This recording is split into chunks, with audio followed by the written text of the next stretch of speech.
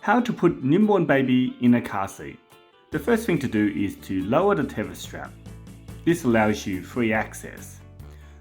You need to loosen the harness to give space to put the baby in. Now you need to put the harness onto the side. In the case of this one, there is a clip to hold the harness in place. Now place your baby in the car seat. Of course, the car seat is in a rearward facing position as it is a newborn baby. And now harness your child. It is a 6-point harness, so you can see the top of the shoulders, on the side and in front of the crouch. Click the harness in. Now you need to ensure that the harness is just above the shoulders.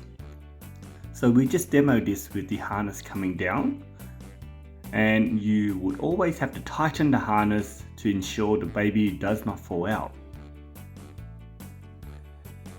Make sure you tighten the tether strap, and once it is tightened, you are now ready to drive.